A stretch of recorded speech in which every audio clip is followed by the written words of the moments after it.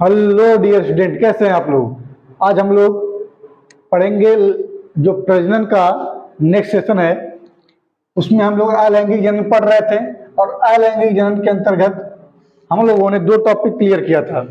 एक तो विखंडन क्या होता है, इसके बारे में जाना कि विखंडन दो प्रकार के होते हैं, एक होता है द्विखंडन और एक होता है बहुखंडन। द्विखंडन के एग्जाम्पल में हम बताए थे युगलिना और पैरामीशियम, ठीक। अब बहुखंडन में हम लोग चर्चा किए थे कि बहुखंडन क्या होता है, जब कोई जीव दो से अधिक खंडों में बट जाए तो उसे कहते हैं बहुखंडन, ठीक। अगर इसकी एग्जाम्पल की बात किया जाए तो वो है अमीबा और प्लाज्मोडियम, ठीक है। ये पहला अलैंगिक जनन था। उसको दूसरे की बात करते हैं तो वो था मुकुलन।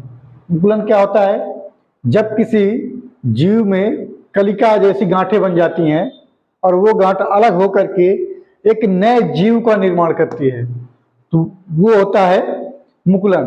हाँ, उसके लिए कंडीशन है कि जो ईस्ट प्रयोग किया जाता है इसमें मुकुलन में, ईस्ट क्या करता है, ये मुकुलन करता है, ठीक है। इसकी विशेषता ये है कि ईस्ट एक प्रकार का क्या है, कवक है, और जो कवक होता है वो बहुकोशिकीय होता है, ठीक। और ईस्ट के अंतर्गत आने वाला जितने भी कवक हैं, कवक के अंतर्गत आने वाले जितने भी ईस्ट होते हैं वो सब एक कोशिकीय होते हैं, ठीक है। ये सब हम देख लिए थे। अब है नेक्स्ट विखंडी जनन, और विखंडी जनन में थोड़ा सा जान लीजिए इसका इम्पोर्टेंट जो चीज है विखंडी जनन का, कि ये तब विभाजन होता है इसमें अलैंगिक जनन जब ये पूर्ण रूप से परिपक्व हो जाए, ठीक है ना। विखंडी जनन तब होता है जब ये पूर्ण रूप से परिपक्व हो जाए, ठीक। दूसरा पॉइंट कि ये बहुकोशिकीय जीव होते हैं। विखंडी जनन में जो भी जीव आते हैं, जैसे मान लीजिए स्पायरोगायरा हो गया, यूलोथ्रिक्स हो गया, ये सब कैसे होते हैं, ये बहुकोशिकीय जीव होते हैं, ठीक है ना। तो इसका हम पहला पॉइंट देख लेते हैं, इसके अंतर्गत आने वाला ये बहुकोशिकीय होते हैं। बहुकोशिकीय होते हैं, ठीक है। दूसरा पॉइंट है कि ये अलैंगिक जनन तब करते हैं जब ये परिपक्व हो जाते हैं, जब ये परिपक्व हो जाते हैं,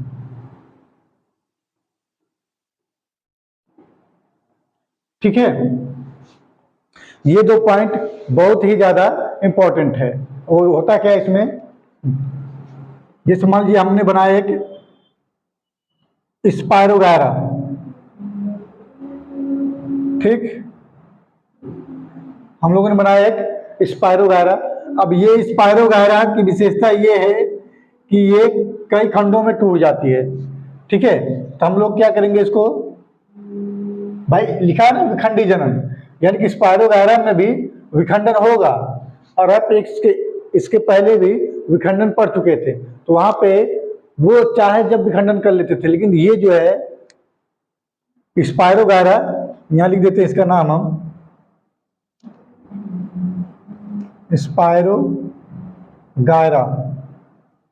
स्पायरोगायरा। इसकी विशेषता ये होती है कि जब ये परिपक्व होता है तभी विखंडन होता है, ठीक है। तो ये क्या हो गया, ये मान लीजिए यहां से विखंडन 3 भागों में खंड हो गया, ठीक। 3 खंडों में ये बट गया। अब जो है ये कुछ इस तरीके से हो जाएगा,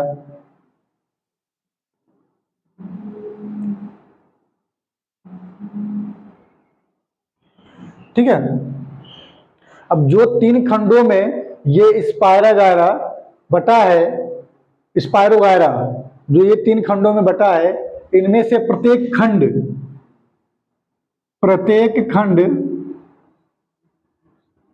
प्रत्येक खंड एक नया जीव बनाएगा, एक नया जीव बनाएगा। ठीक है, एक नया जीव बनाएगा। ठीक, अब इसका एग्जाम्पल हमने एक देखा स्पायरोगारा, और एक होता है यूलोथ्रिक्स। दूसरा वाला एग्जाम्पल जो है वह है यूलोथ्रिक्स। ठीक है, यूलोथ्रिक्स विखंडी जनन का, ये क्लियर हो गया। इसके बाद आता है, इसके बाद हम लोग पढ़ेंगे पुनरुद्भवन, कि पुनरुद्भवन क्या होता है। ठीक है, तो पुनरुद्भवन में होता यह है कि जब कोई जीव पुनः से उद्भव करे, ठीक है, यानी किसी जीव का निर्माण जब पुनः होता है तो उसे बोलते हैं पुनरुद्भवन। ठीक, जैसे छिपकली, छिपकली क्या होती है?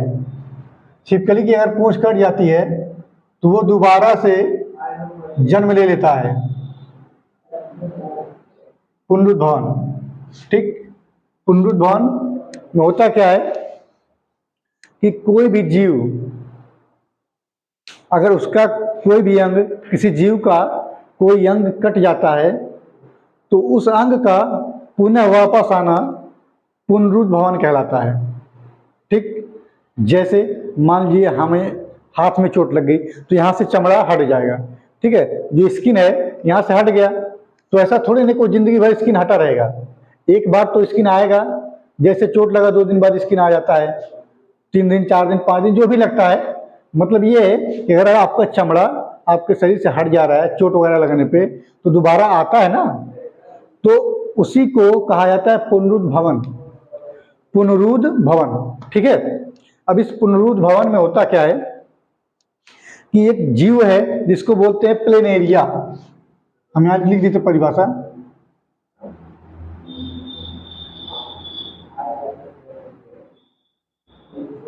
किसी जीव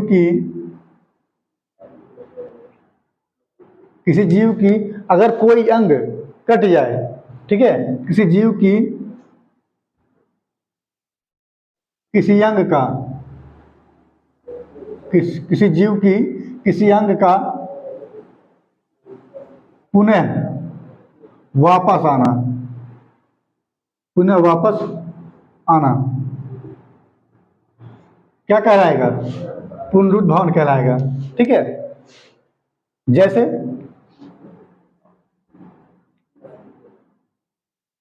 प्लेनेरिया, प्लेनेरिया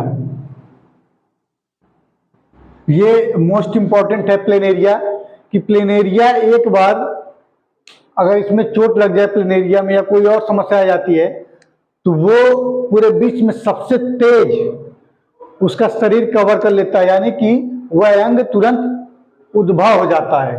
तुरंत का अर्थ ये नहीं कि जैसे कटा तुरंत, मतलब तेजी से वो घाव भरने शुरू हो जाते हैं। ठीक है ना, उसे बोलते हैं पुनरुद्भवन। ठीक, जैसे आप लोग आयरन मैन देखेंगे और जो सुपर पावर वाली मूवी देखेंगे हॉलीवुड में, तो वहां पे क्या होता है कि ये हाथ कट गया, उसके बाद तुरंत फिर हाथ निकलने लगता है, उसी को बोलते हैं पुनरुद्भवन। ठीक है, जैसे हमें चोट लग जाता है, ठीक, मान लीजिए यहाँ पे चोट लगा और यहाँ पे पूरा गड्ढा हो गया, तो हम क्या करते हैं उसके लिए खूब ज्यादा बढ़िया बढ़िया दवाई लगवाते हैं, इंजेक्शन लगवाते हैं ताकि वो जल्दी से भर जाए। तो जो भरता है घाव उसी को बोलते हैं पुनरुद्भवन। ठीक है ना, तो प्लेनेरिया कुछ इस विश्व में सबसे तेज पुनरुद्भवन करने वाला जीव है, पुनरुद्भवन करने वाला जीव है, करने वाला जीव है। ठीक है, विश्व में सबसे तेज पुनरुद्भवन करने वाला जीव है।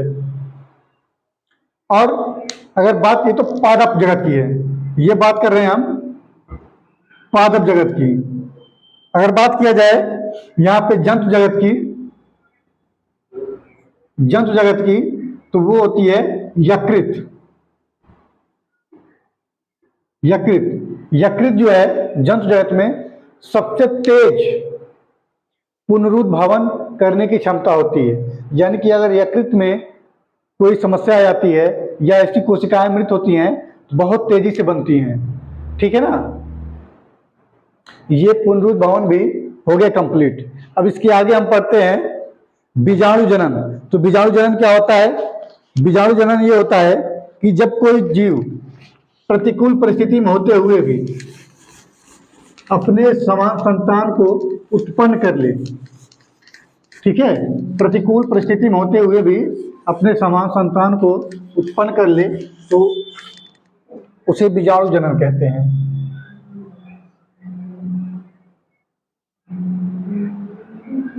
बीजाणु जनन, ठीक। बीजाणु जनन में क्या होता है कि जीवों में विशेष प्रकार की कोशिका, जैसे कुछ जीवों में एक विशेष प्रकार की कोशिका बनती है जो प्रतिकूल परिस्थितियों में जिंदा रह लेती है, ठीक है। जैसे क्लेमाइडोमोनास, हम यहां लिख देते हैं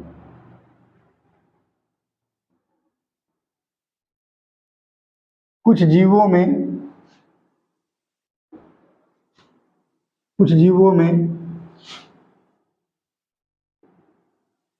विशेष प्रकार की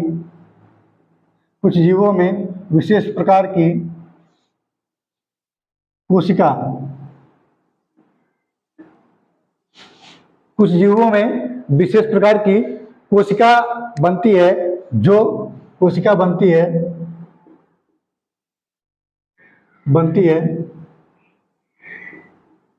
जो प्रतिकूल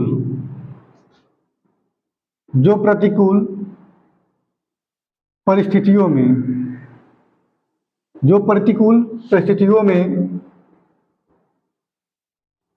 जिंदा रहती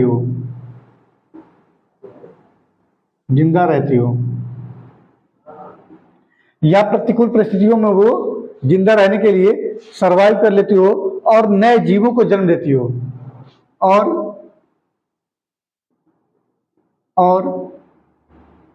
नए जीवों को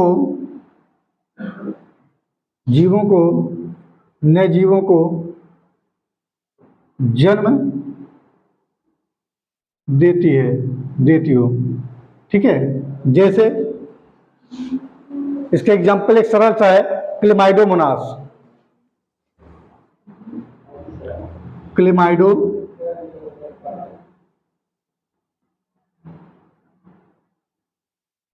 क्लेमाइडोमोनास, ठीक। क्लेमाइडोमोनास क्या होता है? एक समुद्री जीव होता है, ठीक है। क्लेमाइडोमोनास क्या होता है? एक समुद्री जीव होता है।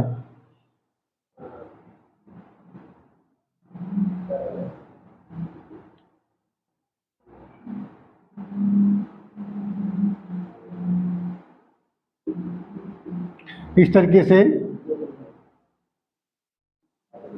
बना होता है, ठीक। ये होते हैं बीजाणु, ये बीजाणु हैं, ये भी बीजाणु हैं। जब ये बीजाणु जनन करके अपनी संख्या को बढ़ा लेते हैं तो ये फट जाता है और जितने बीजाणु बाहर आते हैं सब में ये क्षमता होती है कि वो एक नए जीव का निर्माण कर लेते हैं, ठीक है। इसे बोलते हैं कशाभिका। इसे बोलते हैं कशाभिका, जो क्या करती है? तैरने में मदद करती है।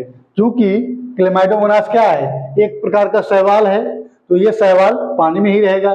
जब पानी में रहेगा तो तैरेगा ना, तो तैरने के लिए क्या चाहिए? उसको कशाभिका चाहिए, ठीक। आई होप बीजाणु जनन आप लोग को समझ में आया होगा कि जो जीव प्रतिकूल परिस्थितियों में रह करके अपने समान संतान को उत्पन्न करते हैं उन्हें बोलते हैं बीजाणु जनन, ठीक। एग्जाम्पल में हमने बता दिया कशाभिका, ठीक है। अब हम बात करते हैं लास्ट वाला, जो अलैंगिक जनन में हम लोग पढ़ेंगे लास्ट, वो है कायिक प्रवर्धन। ठीक है, सबसे लास्ट वाला जो है वो है कायिक प्रवर्धन की। कायिक प्रवर्धन क्या होता है?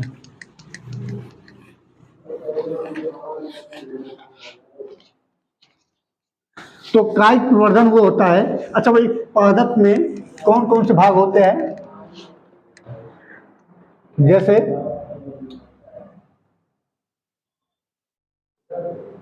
कायिक प्रवर्धन, ठीक। अलैंगिक जनन का अंतिम टॉपिक है कायिक प्रवर्धन। और कायिक प्रवर्धन जानने से पहले थोड़ा सा हम पादप के बारे में जान लेते हैं कि पौधों में जो जनन होता है, पौधों में जनन वो कई अंगों से होते भाई। भाई जड़ होता है, तना होता है, पत्ती होती है और फूल होता है, ठीक है। पौधों में इन चारों से जनन होता है, लेकिन हम क्या पढ़ रहे हैं? अलैंगिक जनन, ठीक है। और अलैंगिक जनन सिर्फ इन तीनों में होता है, इन तीनों में अलैंगिक जनन होता है। फूल में क्या होता है? इसमें जो है लैंगिक जनन होता है, इसमें लैंगिक जनन होता है, ठीक है। जड़, तना और पत्ती में कौन सा जनन होता है? इसमें होता है अलैंगिक, अलैंगिक जनन, ठीक है। अलैंगिक जनन होता है। आप कहेंगे कि ऐसा जड़, तना, पत्ती कहाँ होता है? तो एक एक एग्जांपल लेते हैं हम। शकरकंद, शकरकंद, अच्छा हाँ, एक चीज हम कायिक भाग भूल गया बताना आप लोगों को। जड़, तना और पत्ती, इनको पादपों में कायिक भाग दिया गया है कि कायिक भाग कौन होते हैं? जड़ होता है, तना होता है और पत्ती होता है, ठीक है। इसको कायिक भाग कहते हैं। फूल को कौन सा भाग कहते हैं? तो लैंगिक अंग कहते हैं या लैंगिक भाग कहते हैं, ठीक है ना। तो कायिक भाग कौन कौन से हुए? जड़ हो गया आपका, तना हो गया और पत्ती हो गया, ठीक। लैंगिक भाग कौन से हैं? सिर्फ फूल है। क्यों? क्योंकि ये लैंगिक जनन करता है ना, इसमें नर और मादा दोनों होते हैं, इनमें कोई एक ही होता है, चाहे नर हो चाहे मादा, ठीक। तो जड़ से जनन करने वाला कौन सा पादप होता है? वह शकरकंद, ये जड़ के अंतर्गत आता है, ठीक। तना की बात किया जाए तो तना जो है, ये तना होता है आलू। आलू क्या है? तना है। आलू कैसे जनन करता है? भाई घरों में जो महिलाएं काम करती देखिएगा, जब आलू आलू काटती हैं तो 4-5 दिन 6 दिन हो जाता है। अगर वो अनुकूलित जगह पे है, आलू जो है अगर अनुकूलित जगह पे है तो उसमें कलिकाएं आ जाती हैं। आप देखेंगे छोटी छोटी आंख आ जाती है, उसे क्या कहते हैं? कि अलुआ अखुआ गई बा, नहीं कहते हैं कि आलू जो है अखुआ गया है, अब उसको खाने लायक नहीं है वो, या तो उसको बो दें या तो फेंक दें। तो जब आलू की खेती होती है तो लगभग ज़्यादा लोग तो जानते होंगे, क्योंकि हम लोग किसी बैकग्राउंड से आते हैं, किसी क्षेत्र से, ठीक। तो आलू की खेती होती है तो उसको क्या किया जाता है? काटा जाता है आलू को 2 भाग 4 भाग में, और उस हिस्से को काटा जाता है जहाँ पे आँख आई हो। ये नहीं कि आँख को ही काट दें, आँख को छोड़ करके उस हिस्से को काटा जाता है जहाँ पे आँख रहती है, और उसी को खेत में डाल दिया जाता है, ठीक। आलू दाब विधि द्वारा लगाया जाता है, मिट्टी के अंदर उसको दबा दिया जाता है, ठीक, जिसको बोलते हैं दाब विधि। तो आलू क्या कर रहा है भाई? हम एक आलू डालेंगे छोटा सा टुकड़ा, और पूरा 20 नहीं 8-10 आलू निकाल देता है एक पौधे से, ठीक है। तो आलू किस वर्ग में आता है? तना वर्ग में आता है। शकरकंद जिसको बोलते हैं हम, ये गंजी, अब आपके वहाँ क्या कहा जाता है मुझे जानकारी नहीं है, हम लोग गंजी कहते हैं, ठीक। जड़ है वो। पत्ती में, जो यहाँ पे पत्ती हम इसको यहाँ लिख देते हैं, पत्ती में आता है अजूबा का पौधा, अजूबा या पत्थर चट्ट, पत्थर चट्ट भी कहते हैं, या ब्रायोफिल्म, यह अंग्रेजी है, ब्रायोफिल्म, ठीक है, ब्रायोफिल्म अंग्रेजी है। ये पत्ती है। अभी देखिए जो अजूबा का पौधा होता है जिसको कहते हैं हम पत्थर चट्ट, उसकी पत्ती अगर अनुकूलित जगह पे गिर गया, मैं बार बार अनुकूलित शब्द का प्रयोग कर रहा हूँ, इसका अर्थ ये है कि नमी होनी चाहिए थोड़ी बहुत और वातावरण ठीक ठाक होना चाहिए। ये नहीं कि एकदम गर्म हो या एकदम ठंड हो, ठीक है। अगर अनुकूलित परिस्थिति मिलती है इसके पत्ते को, भाई अजूबे के पौधे का जो पत्ता होता है ना, तो देखिए कभी जो लोग देखे होंगे उनमें से कलिकाएं निकलने लगती पत्ती से, ठीक है, जो लीफ होता है पत्ता, और उसी पत्ते से एक नया पौधा बन जाता है, ठीक। तो इनमें जो कलिकाएं बनती है ना, या जड़ में बना या फिर तना में, जैसे आलू, या फिर पत्ती में जो अजूबा का पौधा है, जो कलिकाएं बनती हैं उनको बोला जाता है अपस्थानिक कलिका, ठीक। इसको नोट कर लीजिएगा आप लोग कि जो जड़ हुआ, तना हुआ, पत्ती हुई, इनके अंदर जो कलिकाएं बनती हैं उनको बोला जाता है अपस्थानिक कलिका, ठीक। या कक्षस्थ, एक नाम और है जिसको बोलते हैं कक्षस्थ, ठीक है।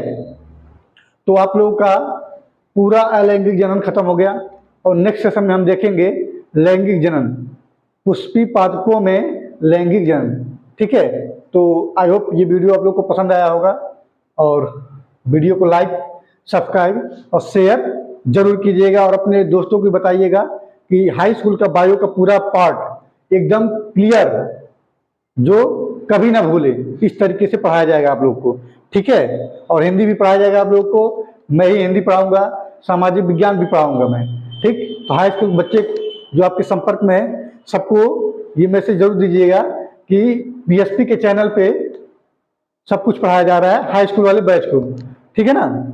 बहुत बहुत धन्यवाद।